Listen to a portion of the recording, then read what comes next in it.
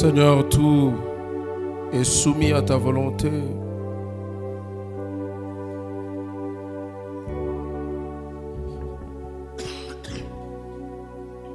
Tout est soumis à ta gloire et à ta puissance. Et ce soir, nous sommes soumis à ton autorité et à ta puissance. Que la gloire te revienne. Ce soir, nous voulons que tu continues à nous parler tel un maître et nous allons t'écouter comme écoutent les disciples. Parle-nous, parle à nos cœurs. Au nom de Jésus, manifeste la puissance de ta parole au milieu de nous. Cette puissance qui change et qui transforme. Au nom de Jésus, nous te dédions et recommandons toutes choses ce soir. Au nom de Jésus, Père, nous te prions. Par le Saint-Esprit, nous disons Amen. Est-ce qu'on peut acclamer le Seigneur?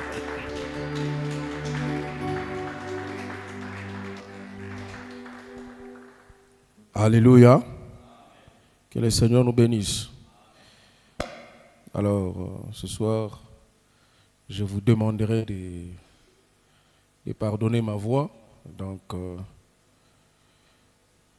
je vais souffrir. Donc, je vais faire un effort de ne pas trop crier. Alors, nous allons continuer avec ce que nous avons commencé depuis le mois d'août. On est en train de parler du salut. Alors, il me reste encore 2 points sur lesquels que nous devons échanger. Et c'est très important de parcourir ce thème et essayer de comprendre. Et plaise à Dieu, on y reviendra encore de temps en temps pour essayer de revenir et faire asseoir les choses. Nous sommes enfants de Dieu parce que nous sommes sauvés. Alléluia. Nous sommes enfants de Dieu parce que nous sommes sauvés. Nous ne le sommes pas parce que nous avons payé de l'argent. Nous ne le sommes pas parce que nous venons tous les jours à l'église. Mais nous le sommes parce que Christ nous a sauvés. Et l'une des plus grandes raisons qui nous amène à l'église régulièrement, c'est parce que nous sommes sauvés. Il y a peu de gens qui viennent découvrir le salut à l'église. Il y a ceux-là qui ont rencontré Jésus sur leur chemin et ils viennent témoigner à l'église. À l'église, c'est une assemblée de saints. Gloire à Dieu si quelqu'un peut rencontrer Jésus à l'église. C'est pourquoi il nous a demandé d'aller et de faire de toutes les nations des disciples. Donc les milieux ou les lieux où on doit rencontrer Jésus de moins en moins, c'est à l'église. Donc Jésus, nous le rencontrons chez nous à la maison, sur la route, dans les bus. Et à l'église, on vient pour témoigner les saluts que nous avons reçus en Christ. Alors, les 2 points qui me restent, il s'agit on va parler de 3 étapes du salut. Les 3 étapes du salut. Rappelez-vous de ce que nous disons, lorsque Dieu nous sauve, il nous pardonne de nos péchés passés, présents et futurs.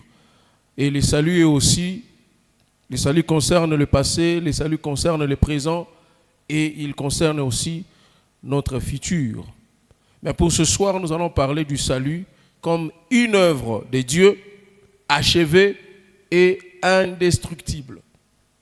Le salut, c'est l'œuvre de Dieu qui est achevée et qui est indestructible.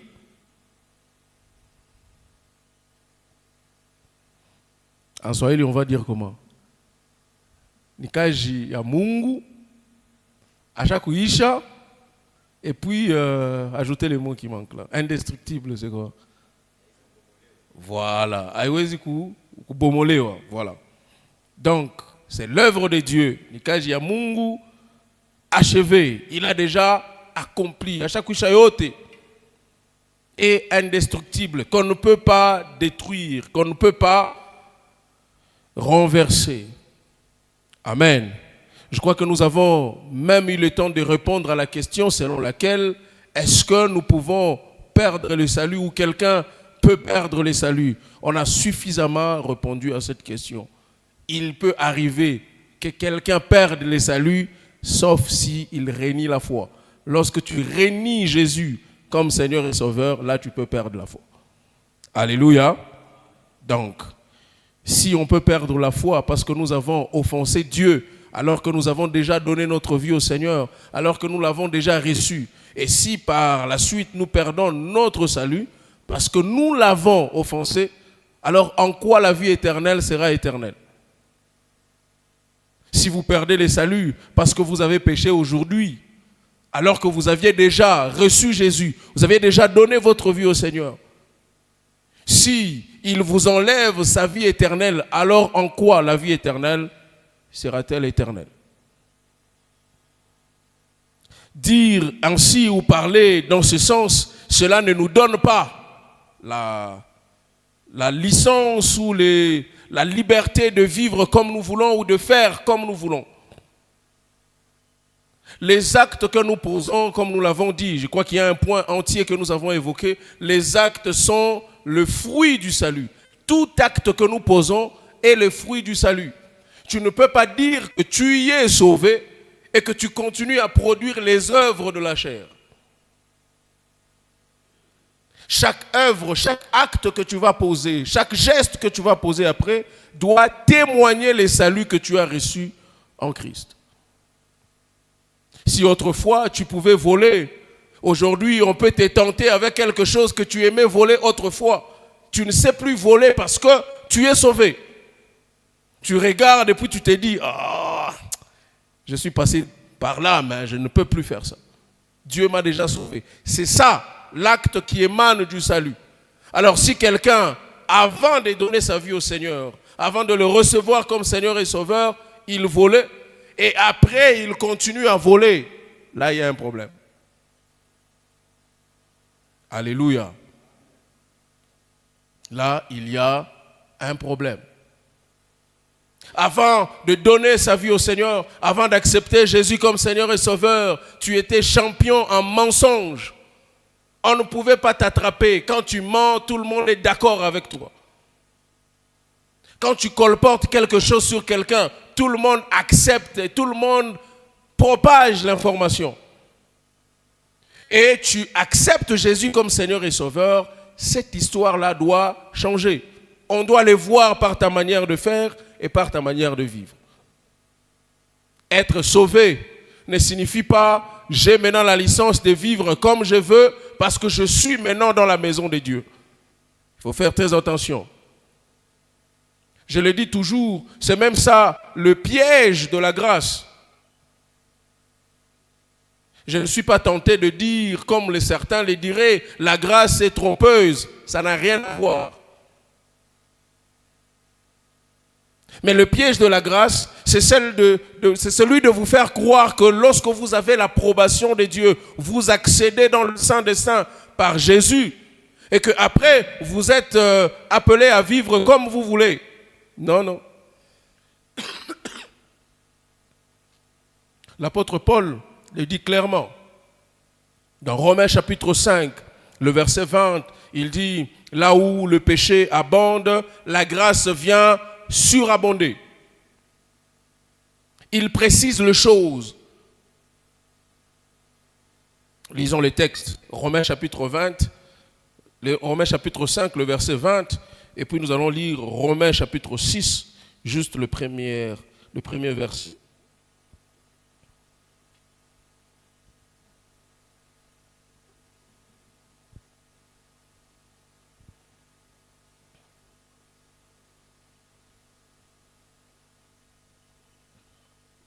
Romains chapitre 5, le verset 20.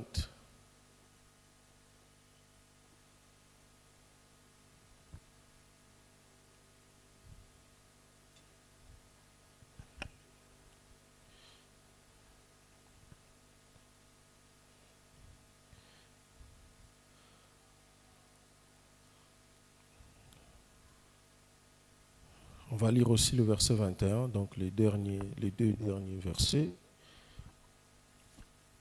Je lis avec la version Louis II, pour qu'on ait tous la même pensée, les mêmes mots. Or, la loi est intervenue pour que l'offense abondât. La loi est intervenue pour que l'offense abondât. J'ai rejoint la pensée de quelqu'un qui disait toujours « la force du péché, c'est la loi ». Plus la loi est dure, plus elle exige à l'homme de la contourner. Je vous donne un exemple. Vous êtes parents, pour ceux qui sont parents dans leur maison, vous laissez votre casserole de condiments dans la maison. La première journée, vous partez, vous ne dites rien. Vous partez, vous revenez, vous allez trouver votre casserole telle que vous l'avez laissée.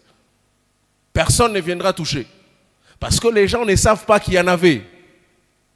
Mais le jour où vous allez oser, j'ai laissé la casserole dans la maison. C'est lui qui va essayer de toucher. Il viendra me voir.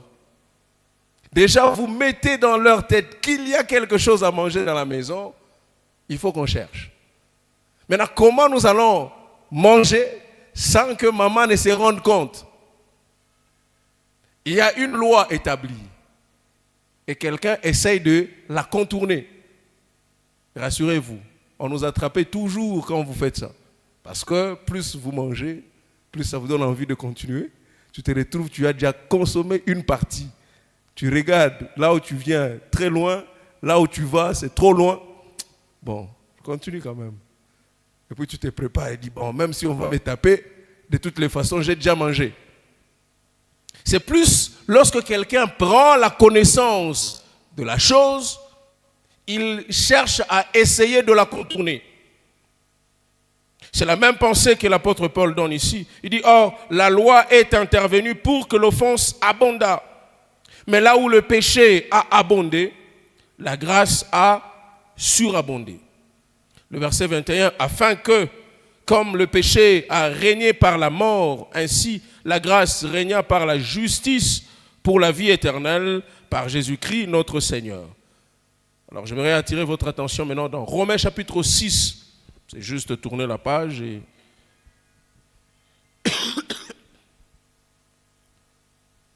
Le premier verset, le deuxième verset. Que dirions-nous donc? Demeurions-nous dans le péché afin que la grâce abonde? Ça c'est le verset premier. Le verset 2, il répond, il dit, loin de là. Nous qui sommes morts au péché, comment vivrions-nous encore dans le péché? Je ne peux plus continuer à pécher parce que la grâce viendra surabonder. Comment vous pouvez me dire que je suis mort au péché et je continue à pécher? C'est pourquoi je vous avais dit l'autre fois, ou même le texte biblique nous a dit, celui qui est en Christ ne pêche point. Nous avons aussi parcouru la question selon laquelle, qu'est-ce qui arrive lorsque un chrétien pêche? Pour ceux qui ont les mégas, allez sur la chaîne de l'église, vous allez suivre sur YouTube. Donc, ce n'est pas parce que j'ai reçu la grâce de Dieu que je dois continuer à vivre comme je veux.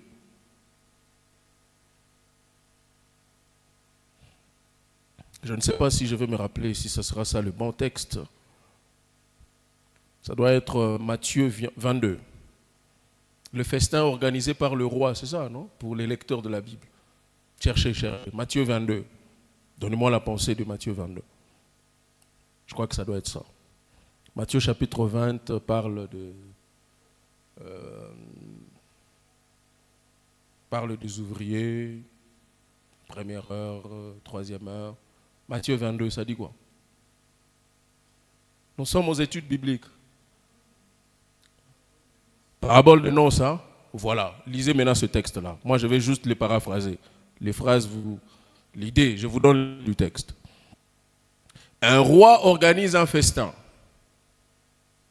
Il invite les hommes considérables dans la ville. Il a tout préparé, tout est prêt. Il a dit à ses serviteurs, allez maintenant appeler les gens de venir manger. Et quand les gens partaient, tout le monde donnait des raisons. Moi, je n'ai pas le temps de venir. Moi, j'ai ça à faire. Moi, j'ai ça à faire. Et puis le roi était furieux. Il dit, bon, allez maintenant dans les marchés, au coin des avenues, trouvez toutes les personnes que vous allez trouver, amenez-le à la fête. C'est-à-dire, ne tenez pas compte de comment ils seront habillés, ne tenez pas compte de ce qu'ils auront, ne tenez pas compte de leurs moyens, de leurs avoirs. Tout celui que vous allez trouver sur le chemin, amenez-le à la fête. J'insiste, je suis en train de paraphraser le texte. Il dit non, le pasteur a dit des choses qui ne sont pas ici. Je paraphrase, je vous donne l'idée et vous aurez les idées claires quand vous lirez le texte. Et on amène tous ces gens-là, tous ces gens. Moi, j'imagine qu'il y avait même des gens qui sortaient du champ. Et lui, il n'a pas eu le temps de se préparer, mais on lui dit d'aller à la fête. Allez, il entre. Mais ce qui est plus bizarre dans tout ça, c'est que lorsque le roi commence à faire le tour de la salle, il les remarque. Lui est bien habillé, et lui est bien habillé, l'autre est bien habillé. Il dit, mais toi, mon ami, qui t'a fait entrer comme ça? J'imagine, il donne la raison selon laquelle il dit non, moi je viens du champ, je n'ai pas eu le temps d'aller m'échanger, et puis j'ai... Ce n'est pas parce qu'on t'a demandé de venir que tu dois venir comme ça. C'est ce que nous disons toujours, bien-aimés dans les Seigneurs, ce n'est pas parce que la grâce est gratuite que ça n'a rien coûté. La grâce, elle est gratuite pour nous. Mais elle a coûté la vie de Jésus. Jésus a donné de sa vie pour que nous puissions parler de la grâce. Ce n'est pas parce qu'elle ne coûte rien pour nous qu'elle n'a rien coûté pour Dieu. Qu'est-ce que le roi dit? Prenez-le, jetez-le dans les ténèbres du dehors, là où il y aura les grincements des dents. Et... Qu'est-ce qu'il a fait? Il n'a pas demandé d'être là. On l'a invité gratuitement, il n'a pas demandé d'être là. Ce n'est pas parce qu'on vous dit que vous êtes sous la grâce que vous devez vivre n'importe comment. Rappelez-vous de ce que je dis toujours, Dieu est riche en bonté et lent à la colère. C'est que la colère de Dieu est là quelque part, mais elle vient seulement lentement. Le gars n'avait rien fait. Seulement peut-être lui, il venait de son champ, peut-être fatigué, il s'est dit, ah, comme c'est pour manger, s'il faut que j'aille à la maison et que je revienne, ça risque de me perdre le temps. Il prend juste sa machette, sa houe, il laisse quelque part et puis, oups, il part. Mais le tenue qu'il avait n'était pas adéquat. La tenue qu'il avait, excusez, n'était pas adéquate pour la fête. Qu'est-ce qu'il a fait? On l'a invité gratuitement. Il n'avait pas prévu ça. C'est que j'aimerais dire à quelqu'un ce soir, bien-aimé, même si c'est gratuit, prends le temps de t'arranger pour être dans les bonnes dispositions. Alléluia. Même si c'est gratuit, prends le temps de t'arranger pour être dans les bonnes dispositions. Ça te servira à quoi? Toi, un frère qui modère à l'église et on commence à entendre dans les quartiers Bamba Mouinji, et les gens sortent, on court. Et puis quand on attrape les modérateurs d'hier, on l'attrape à chaque moment. Oh, maintenant, allez, je ne vais pas être à ta place.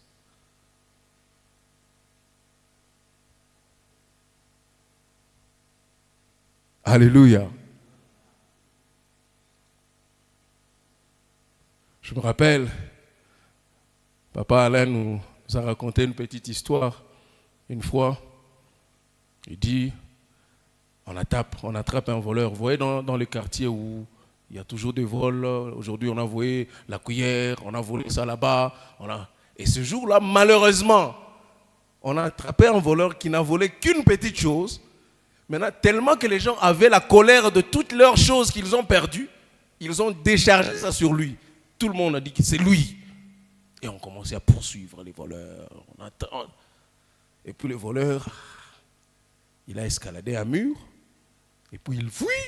Il se rend compte que les gens ne suivaient plus la chose qu'il a volée. C'était lui qu'on voulait. Et dans son cœur, il priait, Seigneur, aide-moi. Je vais les échapper, aide-moi.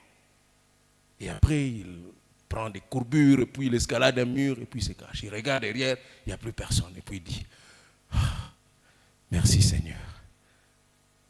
Et la question qui nous avait été posée ce jour-là, il dit, est-ce que Dieu a agréé sa louange, oui ou non? Il vient de voler, et puis il rend grâce à Dieu.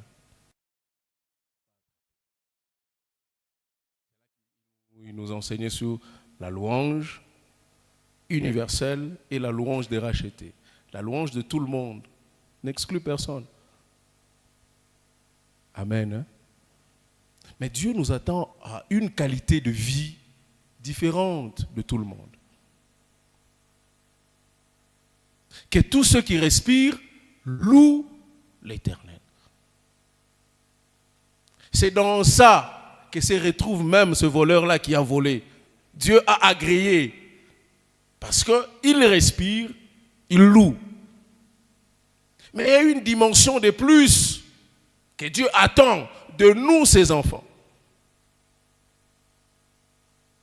Je crois que Dieu fera grâce le jour où on aura le temps de parler du culte. On va le faire.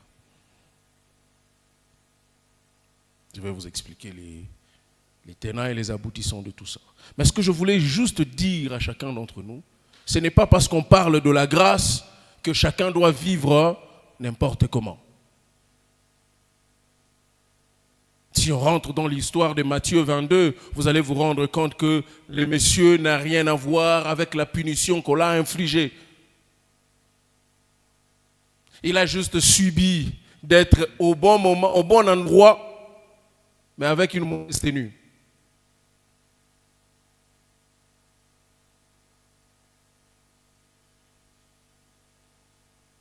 Prenons le temps de nous arranger et d'être présentables devant Dieu. Alléluia. Ça ne vous servira à rien de dire non, c'est sous la grâce. Je dois faire ce que je veux. Je dois vivre comme je veux. Là où la grâce, là où les péchés abondent, la grâce vient surabonder. L'apôtre Paul l'apôtre Paul l'a dit clairement ici. Ce n'est pas parce que nous vivons sous la grâce que nous devons continuer à pécher. Loin de là. Nous sommes morts au péché. Comment nous devions encore vivre dans le péché? Jean-Baptiste, il voyait Jésus tout ce temps ici parce qu'il était son cousin. Il le voyait quand il est né avant Jésus. Il avait le droit d'aînesse sur Jésus. Mais bizarrement, le jour où il était en train de baptiser, il l'a vu, il dit, ah, mais c'est lui que je vois tout ce temps ici, non? C'est lui. Et il le présente, il dit quoi? Voici l'agneau de Dieu qui ôte le péché du monde. Jésus ne prend pas seulement le temps de cacher le péché comme le sacrifice de l'autre fois. Il ôte, il enlève, il déracine la source du péché dans l'homme. En celui qui croit en lui, il enlève la source du péché. C'est pourquoi nous disons que le salut, c'est l'œuvre de Dieu et cette œuvre est achevée et indestructible. Aucune personne ne peut la détruire. Alors je vais lire quelques phrases et puis je vais expliquer. Je lis, j'explique, je lis, j'explique. Le Seigneur Jésus est mort sur la croix pour nous sauver. Faut-il ajouter quelque chose d'autre pour que le salut soit complet? C'est la question qu'on nous pose. Jésus est mort à la croix pour nous sauver. Est-ce que nous devons encore ajouter d'autres choses pour être sauvés? Faut-il en plus respecter des conditions précises pour que le salut soit définitivement acquis? Christ est mort à la croix. Est-ce que je dois encore faire autre chose pour que mon salut soit complètement ou définitivement acquis? C'est ce que le monde nous enseigne. Non, tu dois maintenant amener l'offrande de pardon, l'offrande de rachat, l'offrande de ceci et de cela. La question que je nous pose, c'est que Christ a fait la croix, ça servit à quoi? Alléluia. Alléluia. Jésus à la croix, il a tout accompli. Les offrandes, la dîme que vous donnez, vous ne le faites pas pour gagner quelque chose de la part de Dieu. Vous le faites en signe de reconnaissance. Nous le faisons en signe de reconnaissance. Ne pensez pas que c'est parce que vous avez donné beaucoup ou c'est parce que vous donnez beaucoup que vous avez plus le droit d'être sauvé que les autres. Ne pensez aussi jamais que parce que vous n'avez pas assez de moyens que vous êtes moins important que les autres.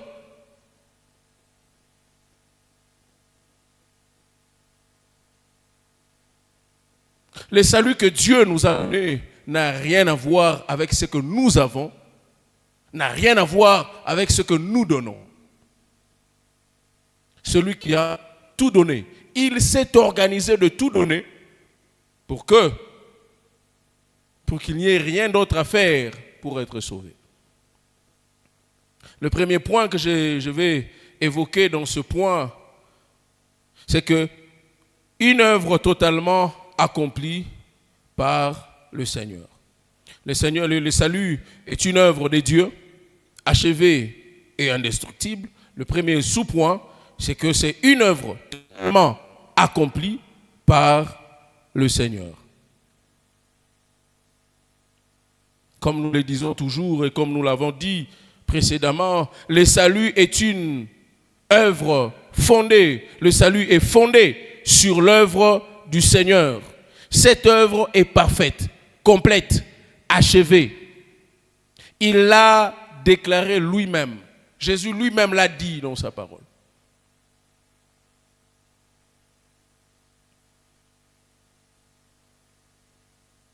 Je répète, le salut est fondé sur l'œuvre du Seigneur Jésus. Cette œuvre est parfaite, complète, achevée, et il l'a déclaré lui-même dans les Écritures. Lorsque nous lisons Jean chapitre 17, le verset 4, lui-même, il a dit, il réclame même ça auprès de Dieu. Qu'est-ce qu'il dit? Il dit, je t'ai glorifié sur la terre. J'ai achevé l'œuvre que tu m'as donné à faire. J'ai été glorifié sur la terre. J'ai achevé l'œuvre que tu m'as donné à faire. Jean chapitre 19, le verset 30, il dit, quand Jésus eut pris le vinaigre, il dit, tout est accompli. Et baissant la tête, il rendit l'esprit.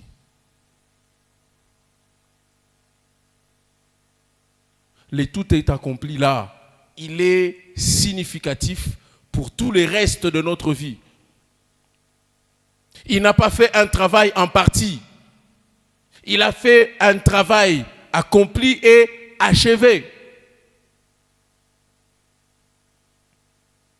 Il n'a pas fait des choses par demi-mesure. Il dit, bon, je commence d'abord par faire, et puis je vais rentrer au Père pour commencer à observer les choses sur la terre et améliorer ce que je dois améliorer. Il a tout fait et il a réclamé ça de Dieu.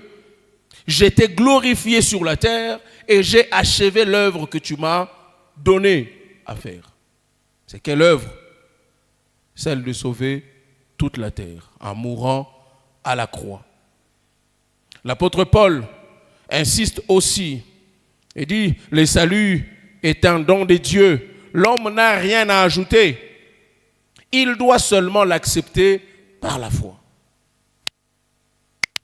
Alléluia. Alléluia.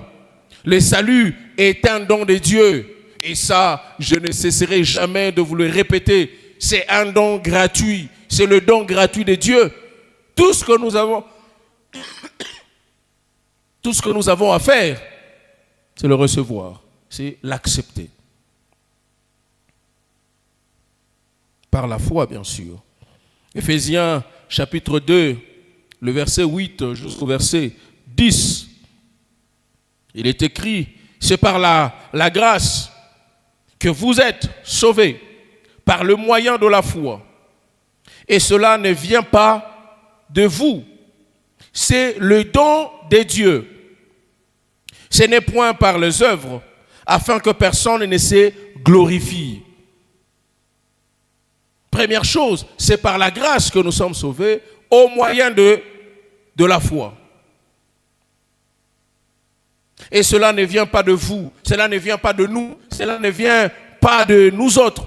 C'est un don de Dieu. Ce n'est point par les œuvres, afin que personne ne se glorifie.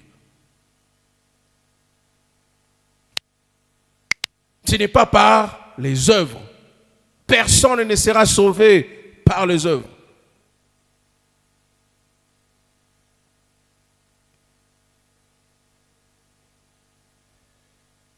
Car nous sommes son ouvrage, ayant été créés en Jésus-Christ pour des bonnes œuvres. Les bonnes œuvres que nous posons, Dieu les a déjà disposées pour nous, pour que nous puissions les poser lorsque nous serons en Jésus-Christ. C'est pourquoi j'insiste sur le fait que si quelqu'un est en Christ, il est devenu une nouvelle créature. C'est-à-dire, ce sont les nouvelles choses, la nouvelle manière de faire, la nouvelle manière d'agir qui doit entrer en jeu. Ne nous prêtez pas de confusion dans le monde spirituel. On commence à tâtonner. Vous êtes enfant de Dieu, oui ou non? Nous n'avons pas besoin de connaître votre état d'âme. Nous voyons ce que vous faites et nous analysons. Nous, humains. C'est Dieu qui connaît le cœur, c'est Dieu qui voit le cœur, c'est Dieu qui connaît tout. Mais nous, les humains, nous nous limitons à ce que vous dites et à ce que vous faites. Ceux qui sont sauvés, Dieu a déjà prédisposé les bonnes œuvres. Il dit, car nous sommes son ouvrage, ayant été créés en Jésus-Christ pour de bonnes œuvres. C'est-à-dire, les bonnes œuvres sont déjà là. Et lorsque nous sommes en Christ, nous le pratiquons. Les bonnes œuvres que Dieu a préparées d'avance afin que nous les pratiquions. Éphésiens chapitre 2, le verset 8 à 10.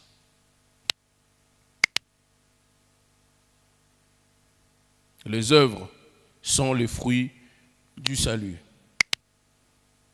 La lettre aux Hébreux démontre aussi que l'œuvre de Jésus-Christ est parfaite. L'œuvre de la croix est parfaite. Dans Hébreux chapitre 9, le verset 11 et le verset 12, il dit « Christ est venu, souverain, sacrificateur. » Christ étant venu, souverain, sacrificateur de biens à venir, et non avec le sang de bouc et de veau, mais avec son propre sang, est entré une fois pour toutes. Il est entré une fois pour toutes dans le lieu saint, ayant obtenu une rédemption éternelle. Nous le disons toujours, même si tu étais la seule personne pécheresse sur la terre, Jésus allait descendre pour te sauver une fois pour toutes. C'est une fois pour toutes. Il ne le fait pas deux fois. Alléluia. Il peut pardonner autant de fois, mais les saluts, il l'accorde une fois pour toutes. Amen. Alléluia.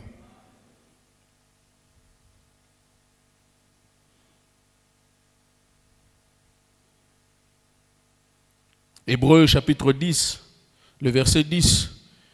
C'est par cette volonté que nous avons été sanctifiés par l'offrande du corps de Jésus-Christ, faite une fois pour toutes. Lisez aussi dans vos Bibles. Hébreux chapitre 10, le verset 10. C'est par cette volonté que nous avons été sanctifiés par l'offrande du corps de Jésus-Christ, faite une fois pour toutes. L'offrande de quoi? L'offrande du corps de Jésus. N'ayons pas cette habitude-là de couper le verset en moitié ou en quatre versets pour expliquer ce que toi tu veux transmettre. C'est par cette volonté que nous avons été sanctifiés par l'offrande. Pour quelqu'un mal intentionné, il arrête la phrase là. Nous avons été sanctifiés par l'offrande. Point. Faites maintenant passer les paniers. Donnez l'offrande pour être sanctifiés. C'est par l'offrande du corps de Jésus-Christ qu'il a donné au Père une fois pour toutes. Qu'est-ce qui s'est passé dans l'ancien temps, s'il faut que je nous rappelle? C'est pourquoi l'écrivain à l'épître des Hébreux insiste beaucoup plus sur les termes une fois pour toutes. Parce que dans l'ancien temps, c'était question de renouveler. C'était comme un mandat d'une année renouvelable. Donc quelqu'un pêche pendant une année et à la fin de l'année, soit au début, soit à la fin de l'année, il vient avec son animal pour faire un sacrifice et puis il va mettre sa main sur l'animal et puis les péchés, on va les transmettre dans l'animal, on coupe toutes ces cérémonies-là. Ça se faisait une fois. Et je me disais toujours, s'il était question toujours de faire ça, combien de gens avaient ou devaient avoir les moyens de faire ça? Vous savez qu'il y a des gens qui ont déjà fait même un mois sans manger même la cuisse de poulet abattu, un mois. Il a déjà fait même un mois. Maintenant, lui dire que pour que tes péchés soient pardonnés, il faut que tu viennes avec un animal. Atamtosha wapi.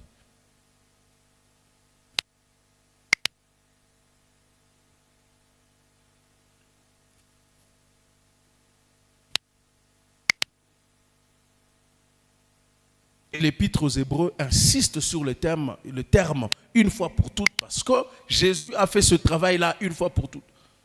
Il ne reviendra pas pour le refaire. Il l'a déjà fait et nous avons reçu la provision nécessaire pour notre salut.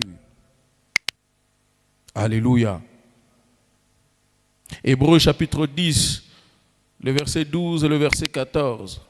Celui-ci, Jésus-Christ, ayant offert un seul sacrifice pour les péchés, s'est assis à perpétuité à la droite de Dieu, attendant désormais jusqu'à ce que son ennemi soit mis pour marchepied de ses pieds, car par une seule offrande, il a rendu parfait à perpétuité ceux qui sont sanctifiés. Par une seule offrande, et l'offrande dont il est question, il s'agit de Jésus.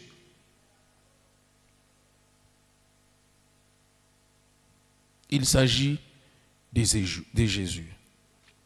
Un seul sacrifice, une fois pour toutes, parfait à perpétuité. Oui, Jésus-Christ a tout accompli. Ça, c'est moi qui dis, ce n'est pas dans la Bible. Un seul sacrifice. Il l'a fait. Il l'a fait une fois pour toutes. Il nous a rendus parfaits à perpétuité et il a tout accompli. C'est sûr, le salut est garanti. Seulement pour ceux qui sont en Jésus. Ceux qui ont accepté de recevoir Jésus comme Seigneur et Sauveur, le salut est garanti. Alléluia. Est-ce qu'on peut acclamer le Seigneur? Voilà. Le deuxième sous-point que j'aimerais évoquer ce soir, c'est une œuvre qui ne peut pas être détruite. Rappelez-vous de ce que j'ai dit, c'est un travail achevé, accompli par le Seigneur, qui est aussi indestructible. C'est une œuvre qui ne peut pas être détruite.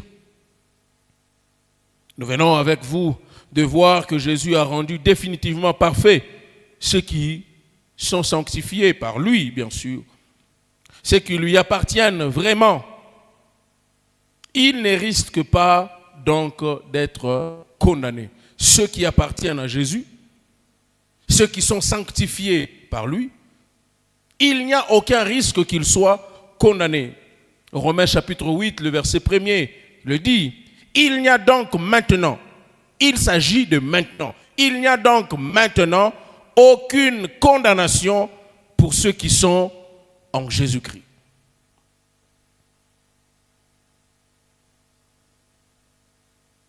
Toi qui pries, qui parles en langue, qui tremble quand il faut prier, et puis tu te lamentes. Oh non, mon grand-père m'a déjà maudit. Oh, frère, sœur, il n'y a pas de condamnation pour ceux qui sont en Christ. Quelle que soit la parole qui a été lancée, à moins que tu aies quelque chose à voir avec ça, parce que Dieu ne se contredit jamais. Il dit, honore ton père et ta mère, afin que tu vives longtemps. Si tu déshonores tes parents, pensant qu'il n'y a aucune condamnation pour ceux qui sont en Christ, là, tu as un problème de compréhension. Honore ton père et ta mère afin que tu vives longtemps. Ça ne contredit à rien le fait qu'il n'y a aucune condamnation pour ceux qui sont en Christ.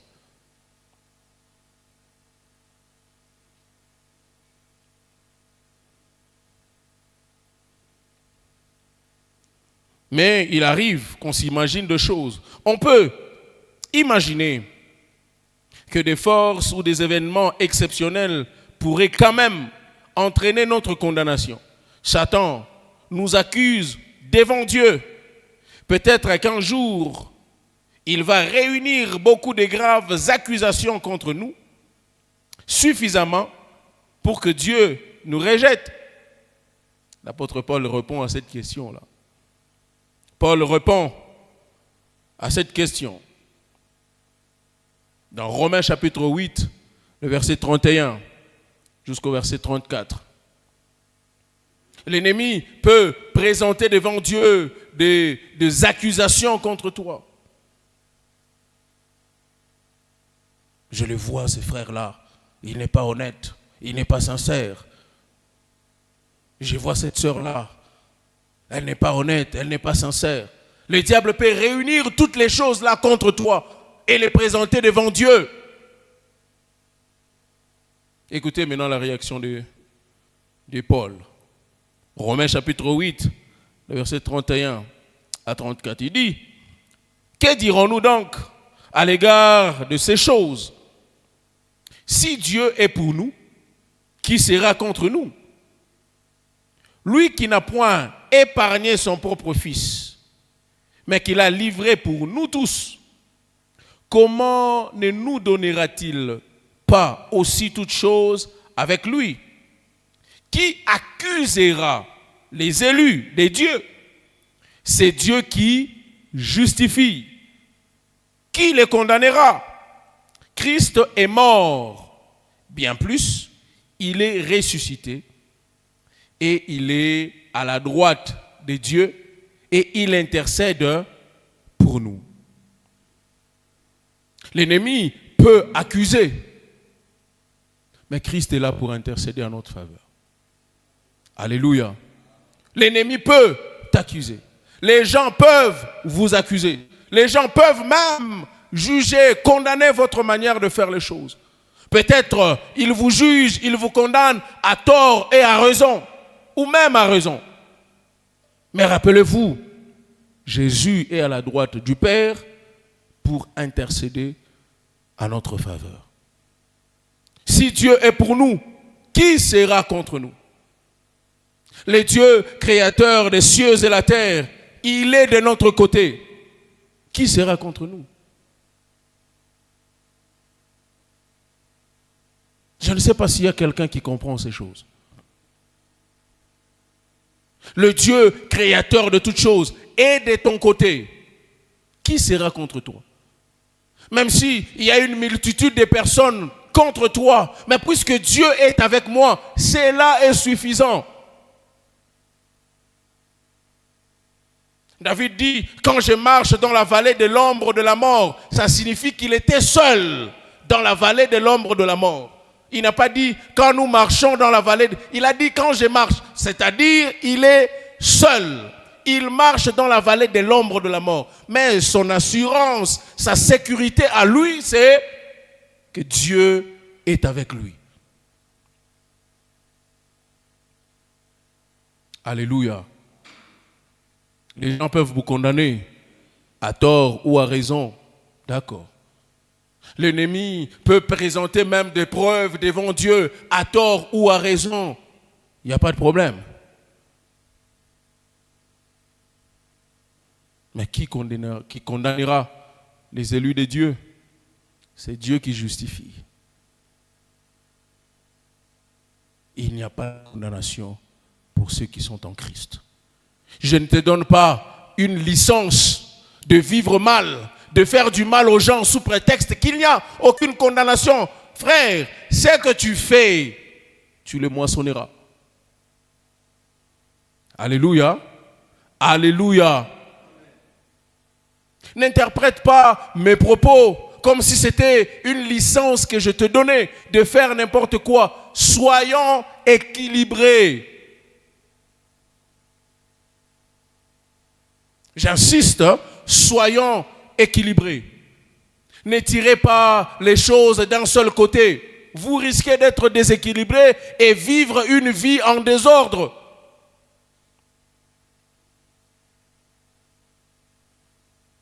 Ne prenez pas plaisir à faire du mal aux gens sous prétexte qu'il n'y a aucune condamnation pour ceux qui sont en Christ. Je vous rappelle, bien-aimés dans le Seigneur, pour ceux qui sont en Christ, ils ne font pas du mal aux autres. Ils vivent comme Christ l'aurait souhaité. Ils vivent comme Christ aime qu'ils vivent.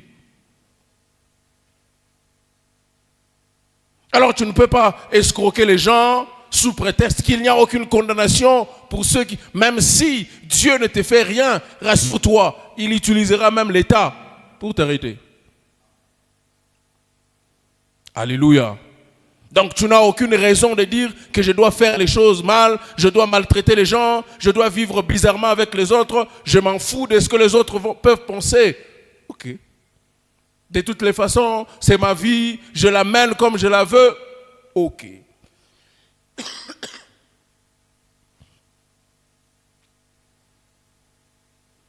Ne nous condamne pas aussi les jours où on va te laisser mener ta vie comme tu veux la mener. Et quand les conséquences viendront, ne nous condamne pas aussi de te regarder en train d'assumer les conséquences de tes actes. Alléluia. Dire qu'il n'y a aucune condamnation en Christ, ça ne veut pas dire je dois faire ce que je veux comme je veux.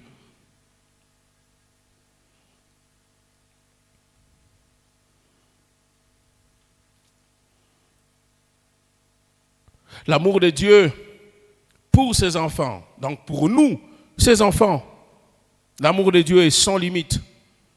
Donc, il ne peut pas nous rejeter. Dieu ne peut pas nous rejeter. J'insiste.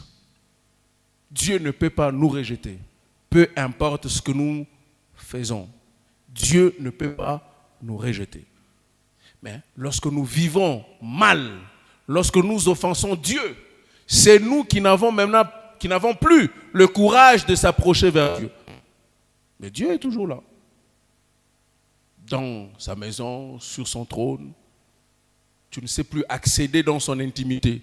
Pourquoi? Parce que tu as honte de ce que tu as fait et qu'il a offensé. Son amour ne change pas. Tu continues à vivre dans la maison de Dieu, mais loin de la présence de Dieu.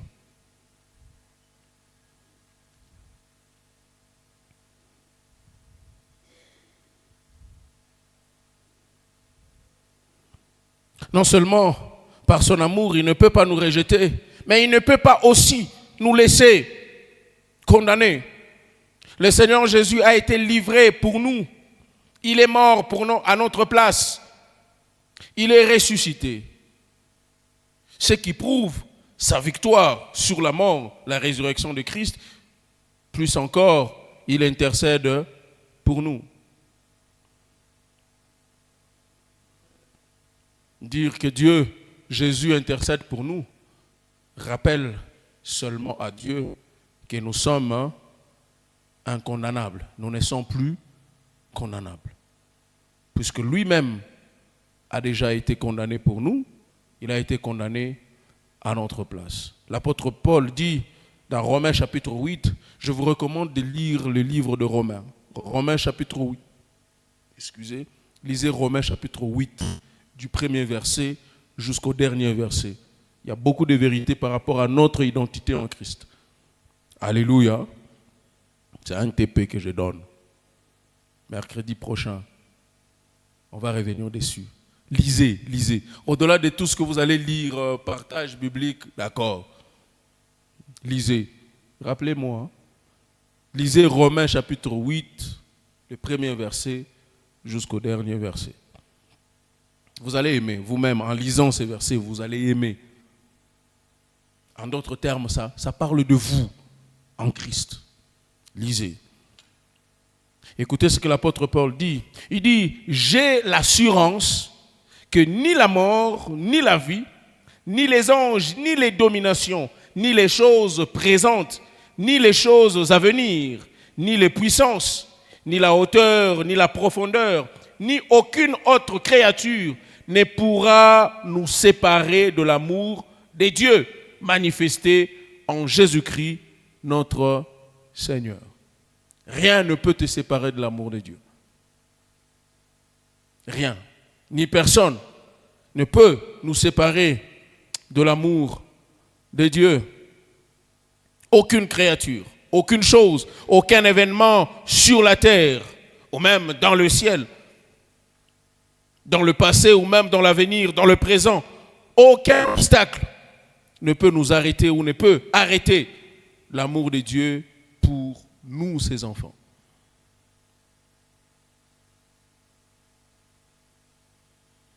La seule chose que nous devons exhorter, rappeler. D'ailleurs, lorsque vous lirez, vous allez comprendre que le travail que l'Esprit fait à notre esprit, il dit, l'Esprit témoigne à notre esprit que nous sommes enfants de Dieu. Régulièrement, le Saint-Esprit fait ce travail-là. Il vous rappelle que vous êtes enfants de Dieu. Avec tout le droit qu'un enfant doit avoir de ses parents, il vous rappelle constamment. C'est peut-être vous qui ne voulez pas entendre la voix de l'Esprit. Qui entend la voix de l'Esprit ne vit pas n'importe comment, ne fait pas les choses selon ce qu'il pense. 1 Corinthiens chapitre 1er, le verset 8. Il vous affermira aussi jusqu'à la fin pour que vous soyez irréprochables au jour de notre Seigneur Jésus-Christ. Ce n'est pas nous qui allons nous affermir nous-mêmes par notre force, par notre intelligence, par notre façon d'éviter les péchés. Non, il nous affermira lui-même. Il nous affermira jusqu'à la fin. Celui qui va nous affermir par son esprit jusqu'à la fin. Pour que vous soyez irréprochables. C'est bien d'éviter les péchés. C'est bien de fuir les péchés. C'est bien de fuir l'impudicité.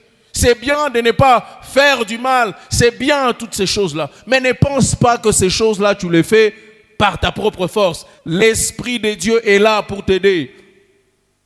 Puisque si c'était ton intelligence, tu risquerais de tomber par là où tu as essayé de commencer. Il vous affermira aussi jusqu'à la fin pour que vous soyez irréprochables. Au jour du Seigneur, quand Jésus revient, il nous présente comme ça devant le Père, irréprochable.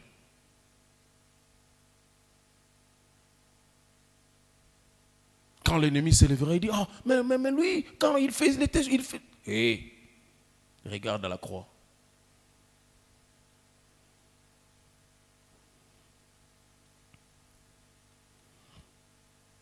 Philippiens, chapitre 1er, le verset 6. Toujours l'apôtre Paul qui parle aux Philippiens, il dit, je suis persuadé que celui qui a commencé en vous cette bonne œuvre la rendra parfaite. Pourquoi? Pour le jour du Seigneur. Tout ce qu'il fait, il les achève. Et personne ne peut les détruire. Celui qui commence cette œuvre en toi, en vous, il la rendra parfaite pour le jour du Seigneur. Il commence une œuvre. Le jour où vous avez reçu Jésus comme Seigneur et Sauveur, vous êtes né de nouveau. Et il vous accompagne jusqu'au jour du Seigneur.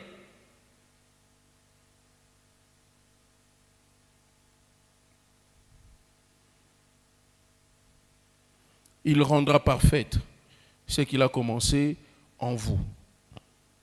Que quelqu'un me donne un amen. Il va rendre parfait ce qu'il a commencé en vous.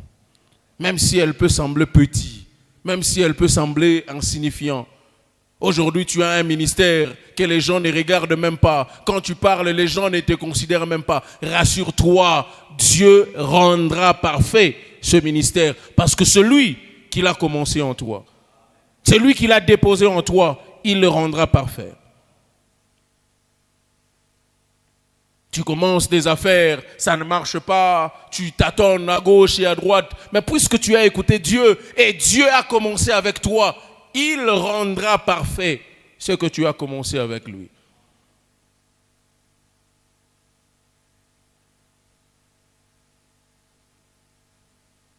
Hébreux chapitre 5, le verset 9, il dit, après avoir été élevé à la perfection, il est devenu pour tous ceux qui lui obéissent l'auteur d'un salut éternel.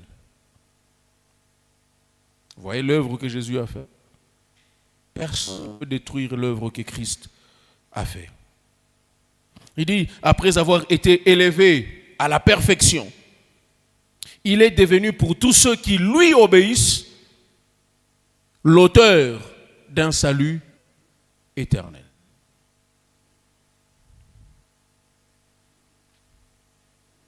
Je vais terminer par ce verset que beaucoup et que nous lisons toujours peut-être en partie, fois même pour condamner les gens. Dans Romains chapitre 6, le verset 23, parfois nous lisons juste ces versets juste pour condamner les gens. Nous disons quoi? Le salaire du péché, c'est la mort. Et puis on s'arrête là. Donc, courage en Zambie. En Swahili, on va dire quoi? Le salaire du péché, c'est la mort. On dit quoi en Swahili? Pas de façon, on aime les Swahili bora. Mouchara wa Zambi ni mauti. Aujourd'hui, il y a des gens qui ont des mots en Swahili, même quand vous les cherchez dans les dictionnaires là, vous ne le trouvez pas. Il y a toujours un mot que j'ai entendu. Je pose toujours la question. Quand on dit Mulambika mweni wa ajabu, ndo kusema nini?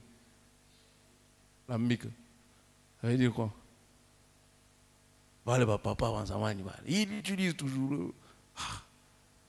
Il y a des termes en Swahili là. Sasa kama wanaanza kukuhukumu sasa. Nduku ujichunguze. Msara wa dhambi ni mauti. Maintenant tu trembles là. Continuons aussi le verset. Ça ne dit pas que ça. Il dit, les salaires du péché, c'est la mort. Mais le don gratuit de Dieu, c'est la vie éternelle en Jésus-Christ notre Seigneur. Alléluia. Qu'on ne vient pas seulement te rappeler ce que les péchés t'a donné, mais qu'on te montre aussi ce que Dieu t'a donné. Mais ce que j'aime aussi, c'est quand on dit c'est le don gratuit. Déjà un don, il est gratuit. On ne fait pas payer le don. C'est différent de tout le don que nous voyons aujourd'hui. On donne le don de tel et puis on vous fait tenir là-bas debout, comme ça, comme des marionnettes, et vous faites la main comme ça, on vous donne les clés, on vous donne... sous les caméras, on vous filme. Dieu n'a pas besoin de te filmer. Les gens vont constater que Dieu est passé par ici. Dieu n'a pas besoin de vous filmer. Il n'a pas besoin de dire à telle ou telle personne. Il viendra, il te trouvera et puis les gens vont constater, dire, Dieu est passé par ici. C'est pourquoi il dit, lorsque la main droite a donné, que la main gauche ne le sache pas. Le salaire du péché, c'est la mort, c'est vrai. Mais le don gratuit de Dieu, c'est la vie éternelle en Jésus-Christ, notre Seigneur. Un don gratuit est entièrement à la charge du donneur, à la charge du donateur. Celui qui donne, il prend tout en charge. Aujourd'hui, on vous dit, activez le forfait illimité gratuitement, mais à condition de payer 50 unités. Ce n'est pas gratuit, vous me faites payer. Mais Dieu te dit, c'est un don gratuit, c'est gratuit. Il a pris en charge tout. Tout ce que tu as à faire, c'est accepter. Le don prend la valeur du don lorsque le récepteur le reçoit. Et quand je te fais un don, je te fais un cadeau que tu ne reçois pas, ce n'est pas un don pour toi. C'est pourquoi nous disons toujours, beaucoup de gens ils vont en enfer, non pas parce qu'ils ont péché seulement, mais ils vont aller en enfer parce qu'ils ont refusé la solution de Dieu concernant le péché. Dieu a trouvé une solution.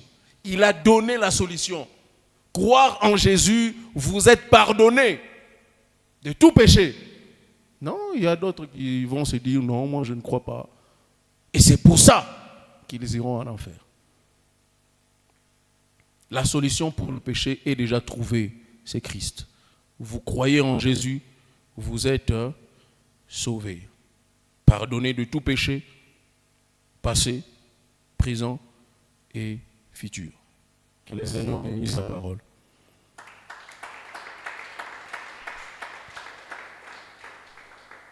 On va continuer le mercredi prochain, si Dieu nous donnait la force.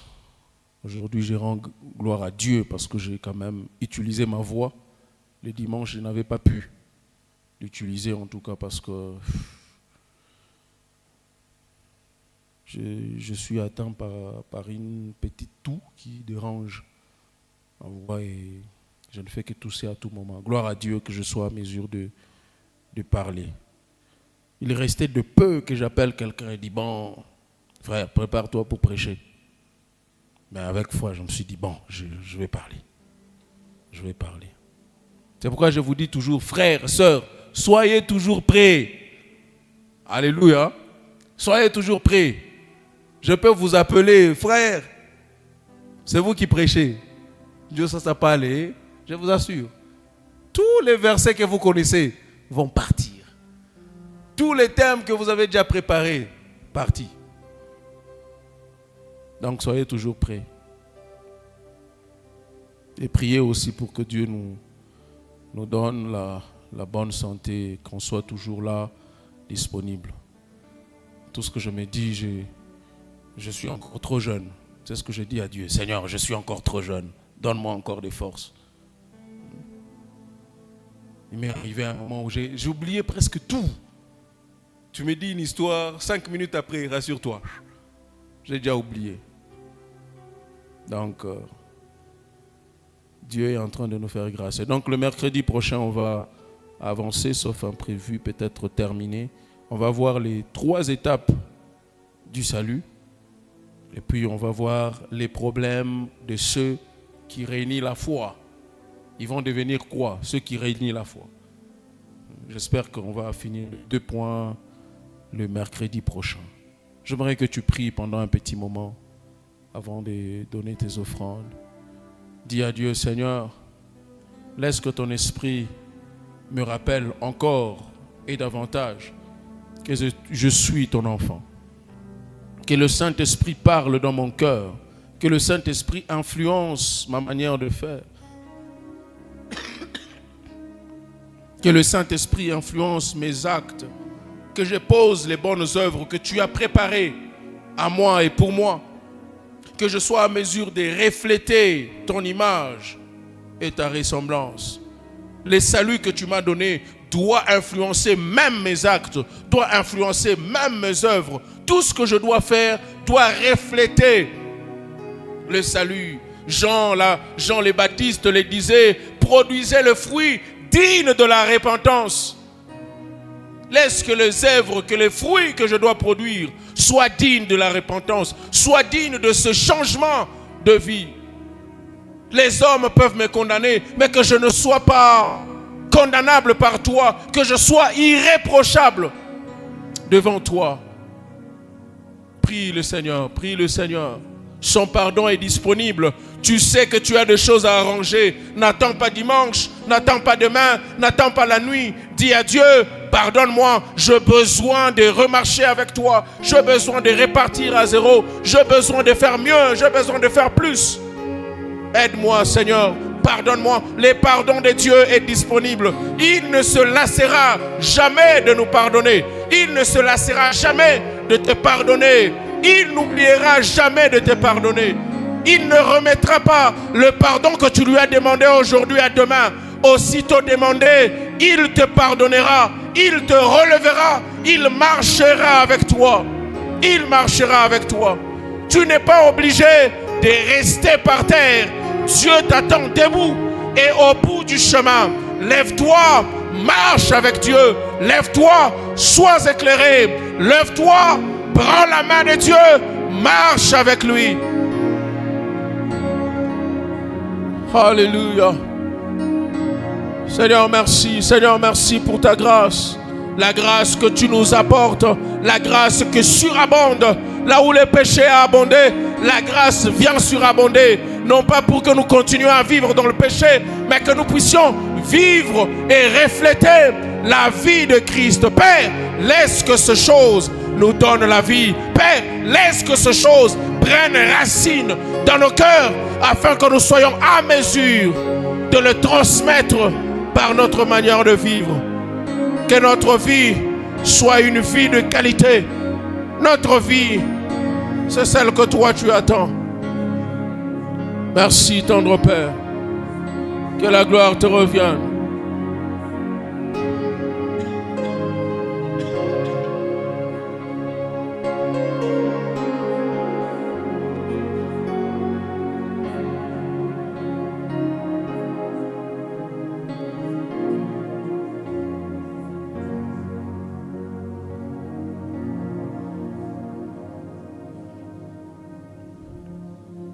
Seigneur, merci pour la vie de tout un chacun. Celui qui avait déjà perdu l'équilibre, Père, stabilise et redonne-lui la force de marcher avec toi. Celui qui était tombé au bas de l'échelle, Père, par tes mains de compassion, lave, sanctifie, redonne de l'espérance. Celui qui se sentait faible, étouffé, essoufflé, redonne de l'énergie par le Saint-Esprit afin de continuer.